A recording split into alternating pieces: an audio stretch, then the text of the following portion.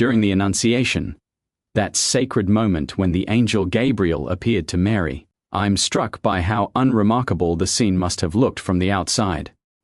From the perspective of the neighbors, nothing extraordinary was happening. There was no spectacle, no crowd, no music or light. Just a young woman in an ordinary home, in a quiet corner of a small town that most people in the empire had never heard of. And yet, in that humble moment, the entire course of human history changed. God entered time. The Word became flesh.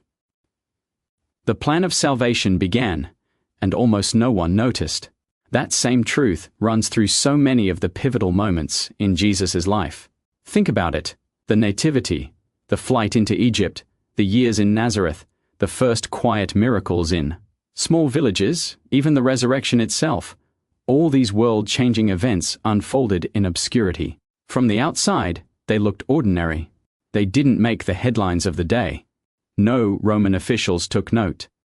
No scholars wrote reports. The most important story in the history of creation was unfolding, and most of the world was completely unaware. It's possible that many people of influence, leaders, priests, Roman officials, lived their entire lives without ever hearing Jesus' name.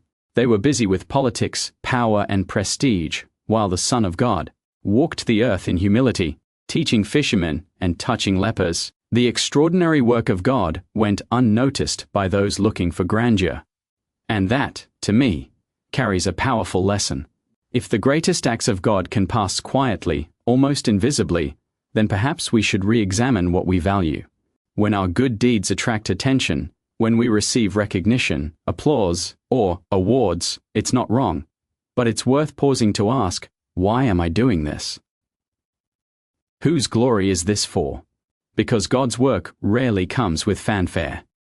The kingdom of heaven grows in hidden soil, in acts of quiet kindness, in unnoticed sacrifices, in silent prayers whispered in the dark. The most important spiritual moments in our lives might not be the ones anyone sees. So when our efforts go unseen, when no one notices the good we do, that may actually be a sign we are walking closely with God.